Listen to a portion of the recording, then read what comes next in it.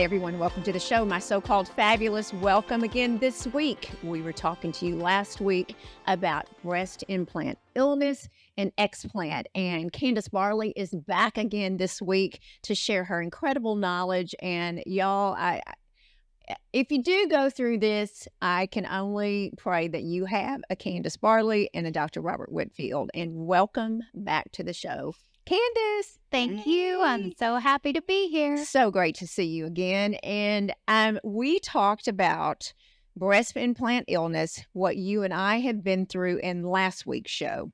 We talked about the symptoms. We talked about everything. I mean, did I miss something that we talked about?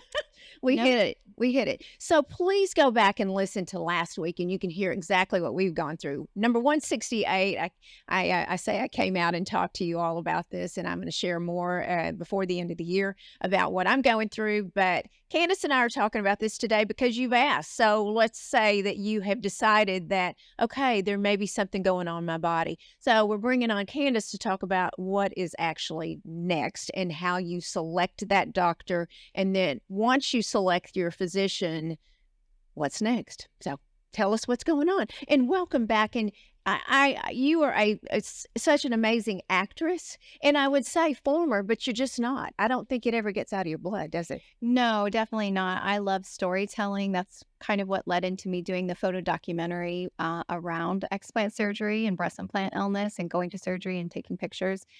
So yeah, no, I will be back. You will be back. I know. I think it's once in your system, it never goes out. So Yeah, good. for sure. We can't wait to watch. So, okay, we talked about you and I and what we've been through, which was very different stories. Yes. Because, and I do want to bring this to people's attention. You may have different stories. Your body is different. Absolutely. I always say we're all bio-individual, and the way that people handle inflammation is all different.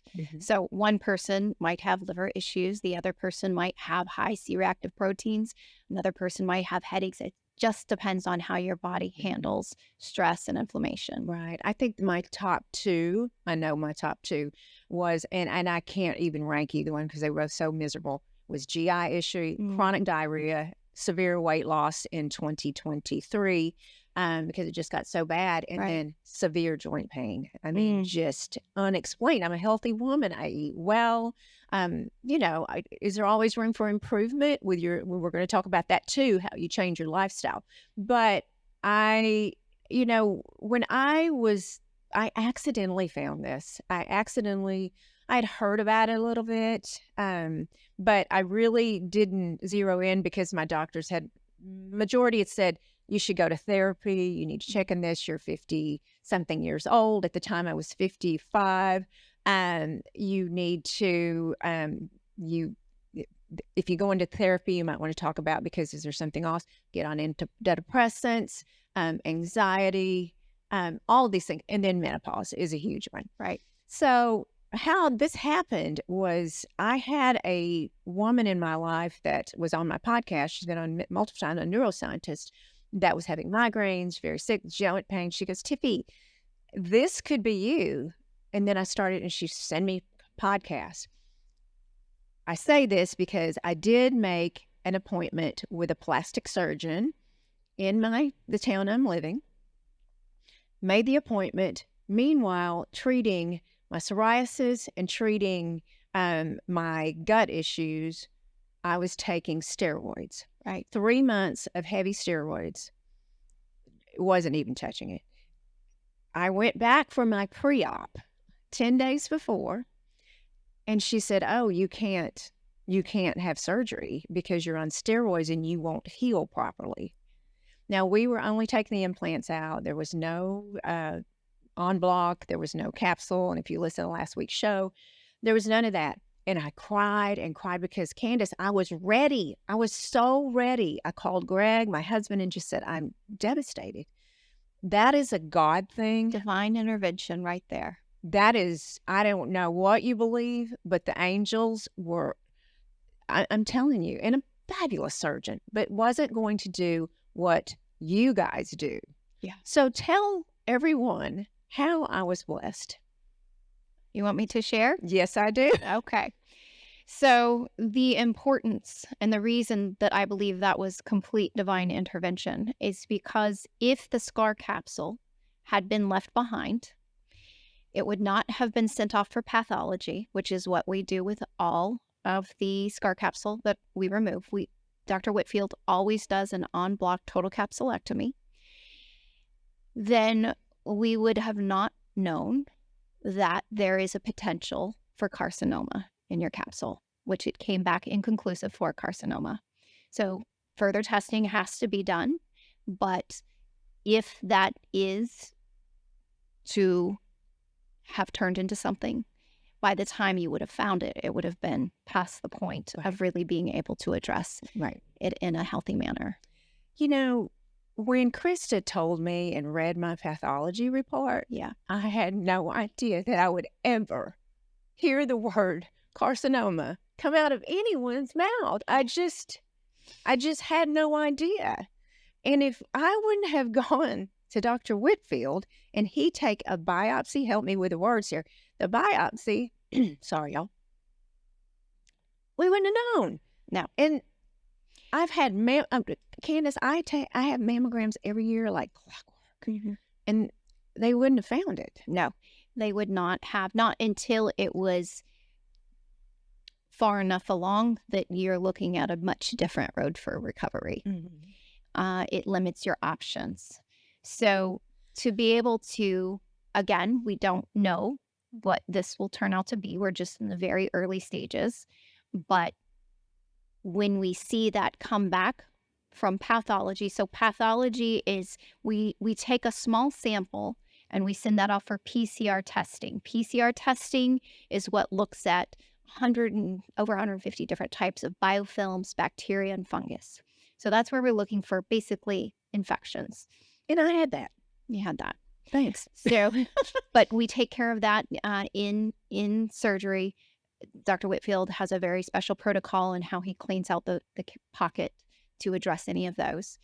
And then the entire rest of the capsule, which is a large amount that is the tissue that covers the implant to protect your body from the foreign object, that is sent off to pathology. And that is where they look for cancers. So if you are to leave a capsule like that behind, that would continue to grow if there's something there. Right. And that is why implants, especially textured implants, which your implants are not textured, have been recalled and the black box warning put on them because of the potential for these cancers to grow within the capsule. So any surgeon, in my opinion, that says that there is no reason to remove the capsule, that to me is the main reason. Right. It doesn't matter if it's rare. If you're that one person, it's everything. So why would you not? I mean, I feel, I'm just kind of at a loss of words, but would it, you're not going to look any different, right? No, it's the issue is it's a more complex surgery. It takes longer for them to do. If they're primarily putting in breast implants, they don't have all of the special instruments that are required to remove the capsule. And again, if they're not doing this on a day-to-day basis, the separating of the scar capsule from the chest wall, they're not experienced doing it. So it's not something they're comfortable with. Right. But in the hands of a qualified explant surgeon, that's all they do. There's no reason, or they would never leave the capsule behind. So the plan of action now for me, I want a plan. I'm just that person where I just don't want to sit and I'm bug jaw. Everyone in that office, I was texting and calling and everyone was so amazing. But finding now we go in, we have MRI, I'm doing a high risk assessment. Yes. Bracket tests, things I thought Yes. I would never, y'all. I didn't think this would ever come out of my mouth. I thought my main concern was, what am I going to look like? Yeah. Am I going to feel better? When Krista said that to me, on your staff, it just wasn't. So now I'm at this big, and Candace sent me a voice text and just said, now we go. We've had the opportunity. There's a silver lining. So with the doctor that you choose, it's so important. It's so So important. Yeah. so let's back up. I'm sorry, y'all. I did digress a little bit there, but it's so important when you are selecting this surgeon. You obviously feel good about this. You feel people travel from all over the world Yes. to see you guys. Absolutely. And I, just from my own personal experience, I met with several very well-known explant surgeons. And the one at the time that was like the one everyone was going to, I met with them and I didn't have a good feeling. Like it's not that I had any issues with their ability to perform the surgery, but I just knew it wasn't the right doctor for me. Right. The bedside manner is important to me. And so I met with another surgeon who only did explant surgery, whose background was in microsurgery and oncology, which is Dr. Whitfield's as well as doing reconstruction, breast reconstruction after breast cancer. And so when they're a microsurgeon and they've done all of these things, they really are pay attention to the details. And that's why doing this type of surgery and en bloc is very comfortable for them. And another thing that was very important to me, and I feel is an important factor for women when they are looking for an explant surgeon, is are they still putting in breast implants? Because really and truly, when you're regularly removing breast implants from women and you see the profound changes in their health, I don't see how you can continue to place breast implants Right. unless it's a very special circumstance. But for the most part, uh, I don't see any reason that you would be able to do both. Right. And Dr. Whitfield has done 1,600 Yeah, I think we're plus? up. We're getting up At to the minute right now. 1,700. Yeah, we're getting Wow. up to 1,700 now. And he does not place breast implants. And even when he did, it was only for reconstruction or if he was fixing, like a lot of times, if someone had an issue like a capsular contracture or something from another surgeon, they would come to Dr. Whitfield to have those issues fixed. Right. But, he was followed his patients very closely. If someone had an autoimmune or pre-existing condition, even if it was for breast cancer reconstruction, he would still say it's not in your best interest. Right. I talk about the power of podcast as I have a podcast, Yes. but I have a friend that Ashley, she's my angel too. She forwarded me Dr. Whitfield and Skinny Confidential, Lauren's podcast, and said you might want to listen to this. I just think it might, you might want to see it. And I remember listening to that and going, I don't care where this surgeon is. I don't care. I'm going to fly to China to see him. I'm going to fly to Germany to see him, and he's on Walsh Tolson in Austin, which I have a home in Austin, and I did. I did fill out a query on a Sunday afternoon, and on Monday morning, Megan called me, and we had a conversation, and I was in the office within a month. So going into that office, I was sitting with you and Dr. Whitfield and Krista, and I was so discouraged because I couldn't get in for a long time. But I don't know. I know he's very booked, but I had work to do, right? Yeah. What is the work that needs to be done? You just don't walk in next week and have it done. Right. Well, with our patients, with our office, what's very important for us is to really get a whole picture.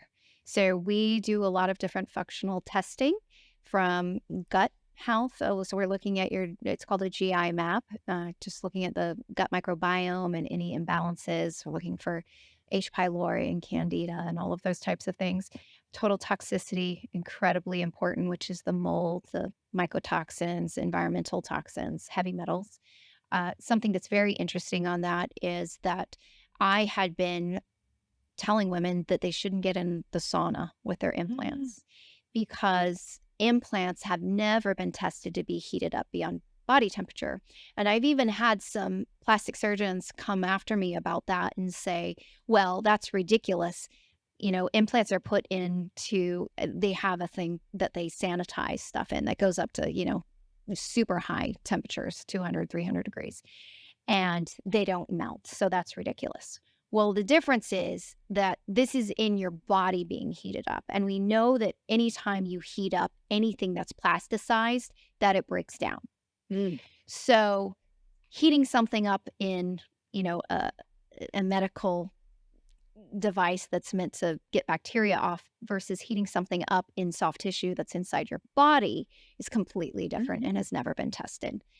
But what I can say that I have seen are the total toxicity tests of the women who regularly sauna. And the type of sauna. Type of sauna, all these women are having infrareds Mhm. that go up to 170 degrees, Mhm. or they're getting in barrel saunas. Oh gosh. So, what we've seen is on a lot of these women who regularly sauna and heat their implants up, one, they feel terrible, most of them after they do it, or they suddenly have rashes. They'll have an outbreak of some type of rash for a few days after. They feel more tired for a few days. But we're seeing a higher rate of the heavy metals and chemicals that are associated Wow. with the implants. So, and then we're seeing those majorly drop off on their follow-up toxicity tests after explant, and they're able to go sauna and do all those things after explant, and they feel great. So that's been something very interesting and why it's important to look at total toxicity. We also look at your hormones and food sensitivity. We do a blood test that looks over 250 different types of foods to really gauge what type of inflammatory response your body has to these foods. Because we're trying to do leading up to surgery is lower your inflammation as much as possible. We know we can only do so much while you have implants. We don't run any heavy detoxes. We never recommend women do heavy chelators and types of detoxes leading up to surgery because of this detox retox effect.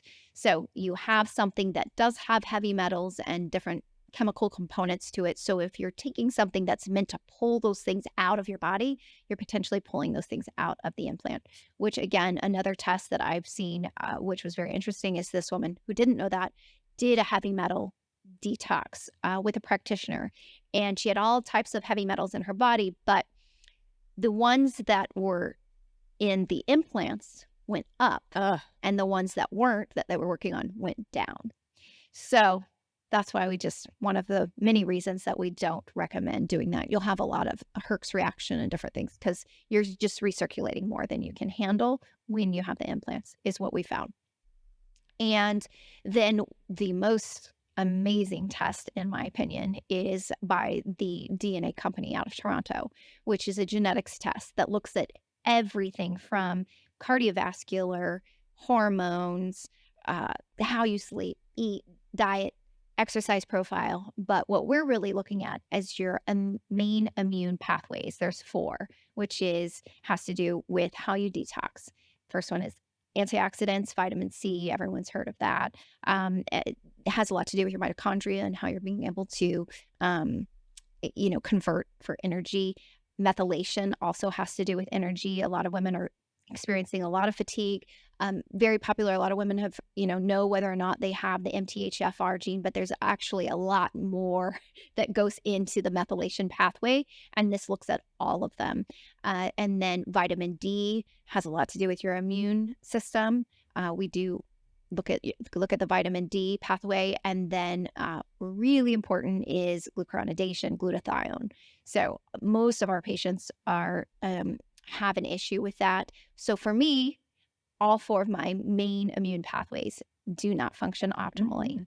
But because I know my genetics now, I'm able to supplement based on those. And I feel better at 46 than I did even before I had implants. Wow. Because you can't change your DNA, Mhm. but it is a code. So you can fill in that code with the correct supplements. Wow, amazing. I mean, the testing was a part because it did take time to get the test back. Yes. So the waiting was the testing, which has given me, like you said, now I know I have the code Yep. and I know what to do. That's right. Exactly. You know, when I went in to see you guys, I started a couple of months before I saw y'all because you're doing anything. We are doing anything to fix ourselves. Now, not Right. anything. I was doing the saunas Yeah. and I would go and I'm like, well, let's kick it up a little higher. Mhm. Let's go a little longer. And then I felt like crap. Yep. And I'm like, this is just not working for me. And everyone loves it. But you're saying after the implants, you can sauna. Oh, yes. Once we clear you, which is around, It depends. It can be 8 to 12 weeks, depending on what our functional practitioner feels you're ready for. But it is an incredible part of detoxing after explant because you are able to really, force out and detox from those water soluble toxins. A big thing also is taking binders. We are partnered with Cellcore. So taking a really good binder when you're doing sauna, it just takes it to the next level as far as being able to really magnetize those toxins and move them out of your Moving system. on. I haven't started detox yet. We're working on that because I'm, gosh, 4 or 5 weeks now in Yes. this podcast. So it takes some time, right? It does, and your body naturally starts to detox after you remove the implants Mhm. because suddenly, my saying is that implants are the elephant in the room of your immune system. Mhm. So once you remove that from your immune system, it's like, oh, wait Yeah. a second. It starts handling all of these other systems that it really hasn't been able to focus on. So your body kind of goes through a natural detox process. So we're not trying to do too much to, force that along, and then we start with the cell core phases as you get further along. And we talked about last week that it is a process. Some people feel Mhm. immediately better, and then some people it takes a process. I was discouraged, but the medication I was taking, that was. But people have asked me, and I'm going to tell you now. So my issue, one huge issue, was diarrhea for 4+ years, y'all. Krista had me log how many Mhm. times I was going. I was going 15 times a day, so I'd put food in my mouth and it would come through my body. So I had a woman. We created this just like you. I mean, starting this because I couldn't really find anyone to talk to. Right. This woman from Behran, I think that's his name. She reached out to me through voice text midnight before my surgery the next morning and started sharing me. And she said, Tiffany, it went away. I had the same thing for 4 or 5 years. It went away. So I'm like, okay, I'm just standing. Okay, so I had to put in you have anesthesia. Yes. You're a little slow, moving. Right. But I have to say, I'm a 3 time a day girl. That's a win. That is It's a a win. huge win. It's a win. It's a win. And Krista said it's just going to get better. Yes. So, and honestly, I would go to dinner at night and I'd have to Uber home and leave my family because I'm just feeling like icky. So it's a win. Yeah. And I had to just throw that in because people did. Are you feeling better? Are you feeling better? Are you feeling better? I know. Well, it's always been such a taboo subject to talk about, poop. But let me just say, it is so it's how you move toxins out of your body, but Yeah. then it's also if you're struggling with chronic diarrhea, then you're not being able to absorb nutrients. Mhm. So it's such a big point in part of our healing process with our patients. And Krista literally specializes in the gut. So, and it's one of the questions that we ask was in your consultation is, Mhm. are you constipated? Are you struggling with diarrhea? Because we've got to work on those things, and we do try to gradually handle those things leading up to surgery. But again, there's only so much we can do in the Right. with the There implants. is, but I mean, that's a win to me. So, yeah, I'm getting much more. I mean, it just takes time. It It just takes takes time. time. Yes. Okay. So, let's get everyone ready for surgery. Mhm. Okay. It's booked. It's Mhm. booked now. What happens the day before? I know Dr. Rob's a very big on, okay, this is what happens the day before, this what the week Yeah. before, whatever. Yeah. So, the week before, well, actually 2 weeks before is really where we're starting to make sure that you're, not taking anything that could increase bleeding. So, of course, uh, most of our patients, we're not having them take anything like Tylenol or Sure. ibuprofen, but you're really looking at like vitamin E's and really, really high levels of turmeric or things like that. So we have prep calls with our patients with Krista, and they go over all of those types of things. Of course, in this process, one of the things that's very important is nutrition for our patients. And so we encourage them, or highly, highly encourage them, to have a gluten free, dairy free, process free, wine free diet, preferably alcohol free. But some people that's difficult. So there's certain like organic tequila or something where they have a little bit. But wine is really high in mold, and very high in, sugars and nitrates and different things like that. There's no real regulations on wine in the States. And then even when it comes from overseas, you're not quite sure what you're getting. So if you're in Italy, you're in a better place to be able to drink. But here for our patients, we say, that's the diet that we ask them to be on, because all of those things increase inflammation. Right. So we're just about lowering that as much as possible. And so then after 2 weeks, as you know, the day before, generally wherever you're going to have your pre-op, which is where they're going to go over all of the things that you need to do the night before. For us, we have certain pharmaceuticals that we have you take. We are very much a holistic practice, but it's still surgery. Right. And I love his anesthesia protocol so much. He has a really incredible group that he works with, but he has things that has you take the night before that lowers it just calms your entire central nervous system. So when you come to surgery the next morning, you're not all ramped up. Anesthesia doesn't have to give you a bunch of gas to put you off to sleep. They don't have to give you a bunch of things to calm you down. All of these things are very important in how you wake up and how you recover. Something else that is just, I don't really know of very many other surgeons that do this, but he does not put you on an antibiotic. Unbelievable. So the standard is that you should have IV antibiotics half an hour or so before they make the first incision. So that does need to happen. That is what has been proven to work for preventing infection. But taking antibiotics afterwards to try to ward off any infection, well, that's very 1980s. Mm-hmm. So, just the fact that we hardly ever have an infection. He has like the lowest infection rate of anyone that I've seen, and we don't use drains. Yeah. I have to go back because the antibiotics is not good for us gut girls. Right. And that's what he understands. Right. So if you put someone that's having chronic diarrhea or chronic constipation, and we've got their gut GI map back and it's a disaster, and then we're going to put them on antibiotics, you've just created a whole nother level of healing that they have to go through after surgery. So, again, we just have really, really great recoveries as far as all of that is concerned. And the fact that he doesn't use drains is also a big one. I had drains. My best friend had drains. It was pretty funny because my best friend was taking care of me. She had explant 2 weeks before I did. And so we're in a hotel room together and she's taking care of me. And she had just had her drains out for a few days. She had had hers for a long time. And all of a sudden she was having a fever and was feeling terrible. And she had an infection. And so, and then the reason it's funny is because the doctor told her to send pictures and she sent it to a wrong number. Oh, no. Oh, my goodness. Someone wrote back, oh my gosh. Yeah. So you have to be careful texting those pictures. Yes. But then I had my drains for about 4 days, super uncomfortable, painful. And then within 48 hours of removal, I had an infection. And so both of us had to be on antibiotics by the explant surgeons.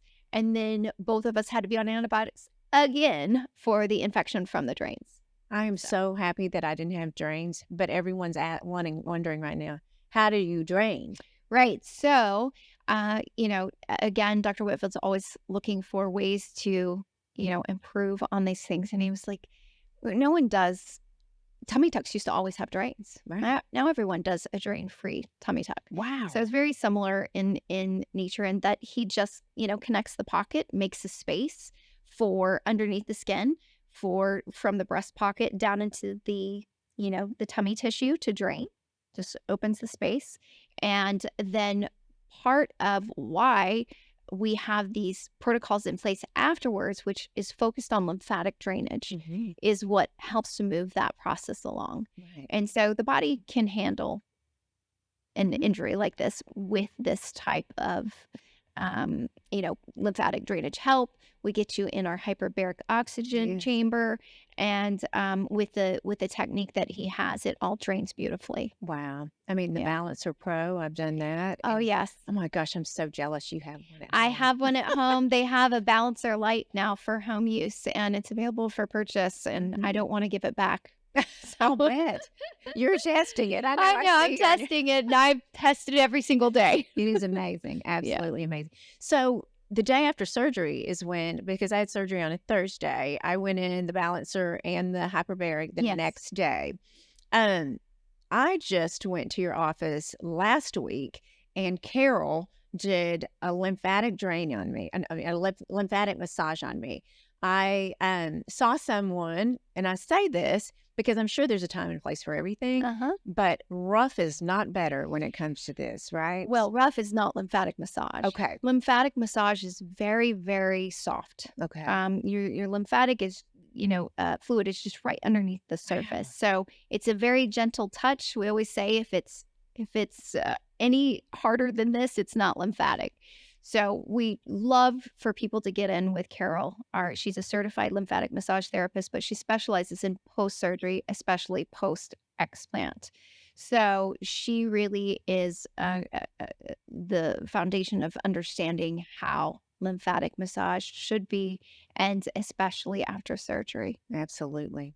So, and I had this conversation with you and Dr. Whitfield, especially the day of surgery, which I don't know what I was thinking, but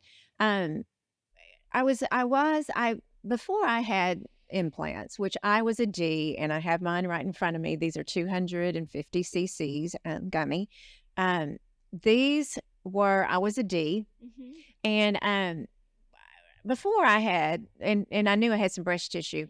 Before I had my implants, being a B, I was happy.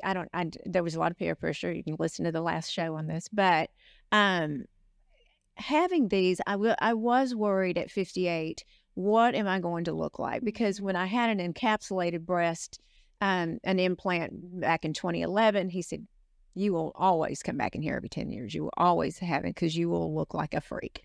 That was the words I was using. Wow. Okay. So that was resonating in my head. And I know that I felt so bad that I was even going, you know what? I don't care what I look like, but in the back of your mind, So tell us, because I did a lift. We made the decision to do a lift and to do no fat transfer. Okay. So what goes into the decision-making process for that? Sure. So as far as a lift or not to lift? And fat transfer or not. Okay. Yes, absolutely. So when we're looking at breasts, Dr. Whitfield takes measurements, and if the breast is wide and the nipple complex low and a large, then that's where a lollipop lift, which is what you had, is the best option, because you're really able to lift the nipple complex. Sometimes implants can really stretch out the areola, the colored part around the nipple, and so resizing that and lifting up that area higher really gives a nice reshaping of the breast. If someone has not super wide breasts, but they have a lot of lax skin, then that's where we would recommend a donut lift, which is basically just taking excess skin around the nipple complex and tightening that up. And it just moves the nipple complex up a little bit, but mostly it just tightens the skin. A common misconception is that the nipple comes off. It never comes off. That would compromise blood flow, sensation, all of those things. Just the skin around it it's not really a nice way to say it, but it's kind of peeled like an onion. It's very, very thin skin removed around it, and then the tissue is tightened together. Nipple never comes off. And then for fat transfer, that really comes down to, one, how much tissue you have. If you have a lot of tissue, a fat transfer is not always necessary. A lot of women have implants, even if they have a lot of breasts, they did it to try to fill the upper pole. So natural breasts don't have a lot of upper pole fullness. So sometimes that still can be bothersome to women. So Dr. Whitfield will go in and do a fat transfer up in that upper quadrant to really help, kind of smooth that slope. Or if you're very, very small, doing a small fat transfer can really help with just the mindset and the, you know, uh, just a little bit of reconstruction. It's not, you're never going to get, so if you transfer 300 cc's of fat and you have had a 300 cc implant, that is not going to convert to the same size because implants stand up when you put them on a table like this. They're Right. a cone, Mhm. and fat spreads out. Right. So it's not going to be the same volume size, but it's going to give you nice shape, and you can wear a sports, a push-up bra and get some pretty cleavage. And that's something that I decided to do 2 years after my explant. I weeded, but I didn't have really any tissue after explant. I was very, very Mhm. flat. And, back when I got my explant 4 years ago, eh, there was a little bit more aggressive techniques going on at that time. So a little more tissue was taken. So the way that I healed was not ideal. But for me personally, just, getting my health back. And also, I feel like it was a very important part of my self Mhm. journey to realize that I was more than my breast. It had been such an area of trauma in my life. So I feel like that time that I had where they weren't, Right. all that they could be, was very important in my healing Right. emotionally. Emotionally. Yes. I love what you say about having a heart hug. Oh my gosh. And think That's about it. it is. And I didn't realize until I started giving hugs. I love to hug. And that I had this These right in front of us. right in front of my heart. And, you hug differently because you can feel them. And so you don't really want to push them into other people. Right. I got these when my son was just, I don't know, he might have been 1 or 2. So I felt like I'd never really been able to give him a heart-to-heart hug. And you hug differently and you can feel the energy exchange. And Mhm. I always tell women my favorite thing is hugs are different. That's true. That's true. So, Candace, well, I've had women reach out to me and say privately, and please don't expose me because my husband or my partner would not want me Yeah. to have no boobs. Yeah. Um, and I'm so blessed that my husband didn't know, he knew me when I didn't have boobs. Mhm. Um, how do y'all address that? Because that's a sensitive, that's Right. tough. It is. So it's kind of in two parts. Dr. Whitfield is very aware of that. And so he always, if the spouse has not come with him, he encourages them to come back. He will do another consultation at no charge to explain the reality of what he sees and what is truly going on, to understand so that they can understand why this is such an important issue that needs to be resolved. And then a lot of times, I personally will have conversations with these women. I've had many conversations in my DMs with women whose spouses are a boob guy, and they're concerned that it's going to greatly affect their relationship, or their spouses just completely don't believe them. And I am very protective of women, and for me, I try to get them to understand and value themselves and love themselves enough to know that if someone truly loves them, they want them to be healthy. They want them to be well. And that you have so much more to offer than your breasts. And what breasts are truly for are for feeding your babies. Right. And that, that's That's it. That's it. And they have been so sexualized, and that's why, to me, the fact that and we talked about this in the last episode, is that, they're sexualized. You get implants to feel sexier, but then it affects your libido and you don't want to have sex. So Right. it's just this really crazy cycle, and we're just so much more. Right. Yeah. Absolutely. You know, I am at this point. So my explants are out. I'll start detox at some point when y'all think I'm ready. But I was in this huge hurry because love your page. I watch your page and you walk the walk and you talk the talk. We're today actually, air purifiers, our water in our home is changing. I'm making my own coconut creamer. Yeah. I've just selected different coffee, makeup, products. Your skin's the largest organ. Right. It's a lot of work, but it's worth it. Organic food. Yeah. So it's just one step at a time though, right? One step at a time. I feel like the best place to start is just looking at those things and seeing what you can eliminate, Yes. and then switching those things out. The food, air quality, having a good air filter is very important. Skincare, because we see such high levels of parabens and phthalates and these things that are in skincare and makeup, it's a big one. It's frightening. Yeah. So, and just with many of our patients that we work with, having them change out their skincare, having them change out their makeup, even wet wipes they're using that have certain chemicals they're using on their babies, and they have these unreal levels. We see those things all go down just by them changing those things out. Right. So, right. And again, I'm like you, heavy metals, toxins, yes. mold, and different environmental. I do know water has a huge, drinking out of plastic bottles, but how I grew up and what's Right. in my water. I know Dr. Whitfield's talk about that as well, Yeah. too.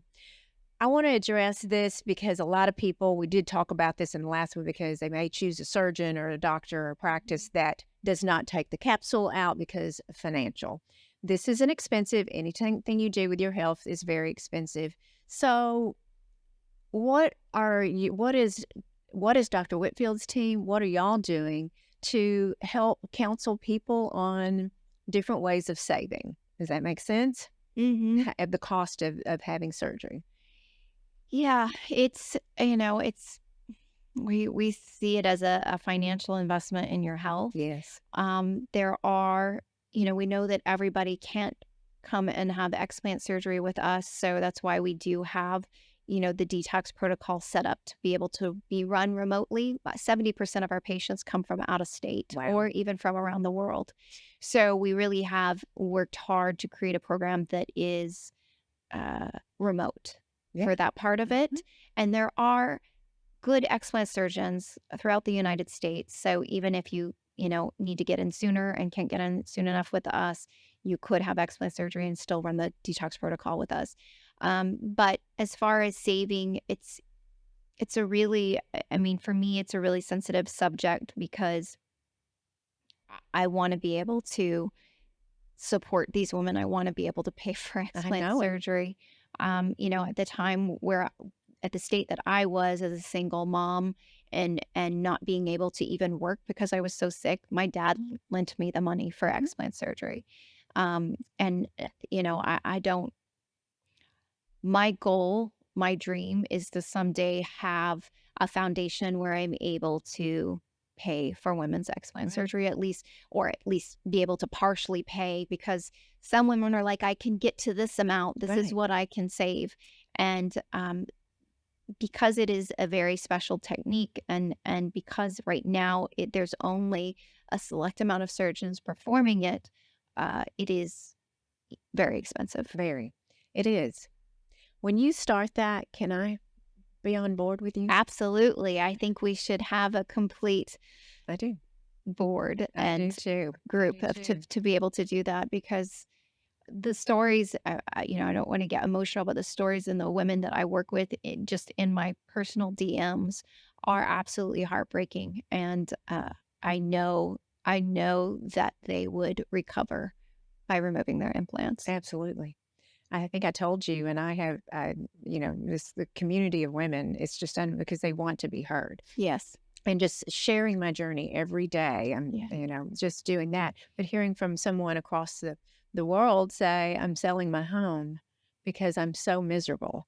I just, what we want to do. So Let's do it. Yes, let's do For it. sure. Well, Absolutely. you are amazing. Your entire team, everyone, I can't even list them all because I don't want to leave anyone out, has been amazing. And I know everyone's going to reach out that needs help and they're going to talk to us. But your page, tell us how to find you on your page. You give the most fabulous advice. Oh, well, thank you.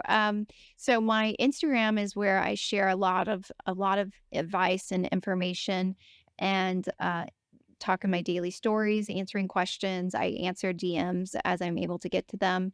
And then I have a lot of resources on my website, which is again Holistico Life.